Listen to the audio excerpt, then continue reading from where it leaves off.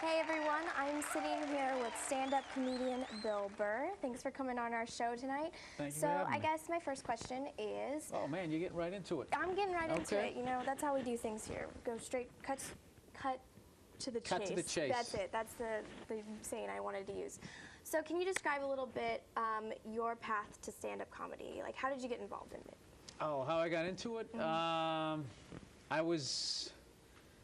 How the hell did I get into it? I think, you know what, I always liked watching it on TV, but it never seemed like something that I could do just because nobody I knew was in the performing arts. I came from a real like blue-collar jock kind of town, so I just always thought if I said I wanted to do something like that, I'd get the usual blue-collar stuff like, what are you, you know, you're not funny. So I kind of kept it to myself. And then I was working in a warehouse, and I ended up working with this other guy who was in his stand-up the way I was. And one night we were watching Stand-Up Spotlight, which was hosted by an unknown Rosie O'Donnell at that point. Really? Yeah, it was on VH1. This was like the 80s when everybody pulled their sleeves up with on their sport coat. Before she became a lesbian. No, I think she was going down on people at that point. Oh, women. okay. Yeah, oh, yeah.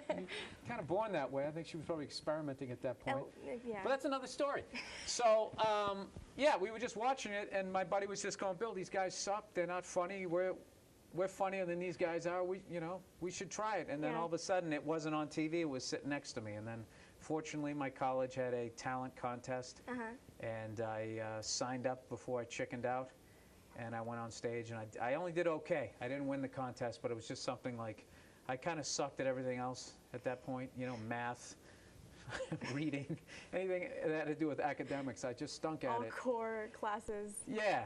Nope. But joking around and making an ass out of myself was something that was easy for me, so why not make it a career? That's a pretty cool story. So I guess, cool. so you worked on the Chappelle Show. So yes, I did. How did you get involved with that, and what kind of experience was that for you? I got involved with that just through doing stand-up in New York City, doing the clubs, and I met Dave probably about 4 or 5 years before he got his show, and he was always nice to me, and he liked what I was doing. It was weird. He was a guy I looked up to, yet I was 4 years older than him because he started so young. So I was looking up to him like this big brother thing. Right. It's kind of odd when I found out he was younger than I was, but but he was just so good. He just had that poise. But I remember him telling me, you know, keep doing what you're doing, and I like, you know, your stuff, and blah blah blah. And then by the time the second season came around, they ended up having a role they thought I might be good for, and it was the Law and Order sketch. You know, the one where I shoot the dog. Then she threw her titties in my hand. It's one of my favorite lines I ever got to say. We did that one, and you know, it went good, and then they just started bringing me back. Awesome. So I guess if you could describe your kind of comedy, you know, what word would you use? What would you say is your overall humor? Hopefully honest. Yeah. I just talk about like either what's going on in my life, what I'm seeing, or just what's bugging me, or just some random thought that I had. But everything I say on stage is definitely stuff that I think is funny, but don't take it too seriously, because I'm just joking. Because I definitely get people who take stuff too seriously. I did a stand-up on a late-night talk show recently, and I did this bit about adopting dogs, which people are insanely into dogs. Oh, yeah. I make fun of obese people. Nobody gives a But you talk about a dog. They freak. So I was making fun of, you know, dogs you get down at the pound. I was like, why don't we just go down to a prison and adopt an inmate? You know, I was going that route. So I don't know. Some lady, she really, she took it way too seriously. She basically compared that. She goes, that's basically like comparing dogs in the pound waiting to die was the same as comparing Jews in World War II who were sitting in death camps. And I was like, really? I was like, you know, if I read your email in the same mindset that you watch me tell a joke, I would say that I was offended that you just compared Jewish people to sheltered dogs. You psycho. That's actually a really good mentality. I mean, a good way of looking at it. Did you Which way, her way or my way? Your way. I mean, did you email her back? Yeah, I did. My girlfriend always tells me not to do that. She always brings up Selena, and I'm like, you know what, that's a good point. But I can't help it. It's like you feel like you're getting heckled, and it's one of those deals as a comedian, you just feel like you have to go back at them. Yeah. And when you get heckled over an email, it's like, it's really more personal because I'm not in the club. I'm not prepared for it. Right. You know, I'm sitting in my boxers eating an English muffin, and all of a sudden somebody gives me a shot, and then, you know, I get defensive. Well, that makes sense. I mean, you got to defend your honor. You know, this is what you do. Exactly. Yeah. So, okay, I guess. Why does this shirt feel so damn tight? Am I getting... Every time I put my I think I just made fun of fat people. Yeah, now and God's so you getting just got... back at me. It's these Western buttons. Alrighty, so you've toured around the world. Too much sock. Damn Yeah. it, that doesn't look professional, does it? You know, no one can see. We don't Oh, they care. can't? Okay. No, you're good. You're good to go. So you've toured around the world. You know, what would you say has been your best show? What's the one that you remember above all others? My best show. HBO special. Mm-hmm. The latest stand-up special I did. Anytime you tape a special is always cool. I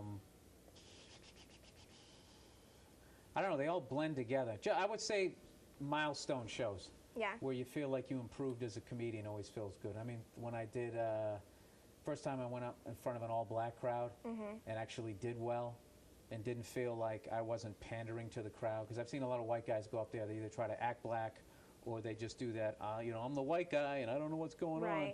I kind of, the first time I went up and I was actually able to be myself, you know. Yeah. That was a big one. What else? Got to do the Howard Stern show, getting in with Opie and Anthony. I had a show in Philadelphia where I got booed by 10,000 people. Yeah, let's talk about survived that. It. Yeah. So how did you come out of that one? You know, people were booing you and just like how'd you turn that around? I got mad, is what happened. I was mad before I went out there. I was mad that the crowd had taken over, and there was nothing anyone could do about it because there was so many of them. It was like 10,000 people. And then I got pissed and I started thinking, you know, I didn't have to be here. I could have been somewhere else in front of a crowd that actually would enjoy hearing my jokes. Right. And I just didn't enjoy that whole dance vibe that the crowd had. Right. And yeah, that's what happened. And then I went out there. And fortunately, I had gotten booed before, so it wasn't a new sound, because that's really overwhelming the first time you get booed. It's familiar, yeah. Yeah, so when I got booed, I was conscious enough to start looking at some of the people who were booing me. And it was just like, really? You're going to boo me? So it started with, I think it started with that, and then it was more like, hey, wait a minute, this city and their lack of championships, although by the time this airs, you never know, the Phillies might get one. They still suck, though. You know, they've been around since 1883. Wow. They have lost the most games of any professional sports franchise ever. They're close to 10,000 games. They've won one World Series in 125 years. And everybody gives to the Cubs. It's ridiculous. Yeah, well, what are you going to do? You're not into baseball, I can tell. No, I'm not. Let's talk about the Longhorns, though. The Longhorns, yeah, let's talk about them. All right, Number I one. scheduled my whole stand-up gig coming to Austin around a Longhorns home game. Okay. Because I've always been a fan of theirs. Way back, Earl Campbell, like 10 years probably before you were even born. Yeah. That's how old I am. I was watching them, so I always liked them. I always wanted to go to a game, and now they had to go and become the #1 team in the country.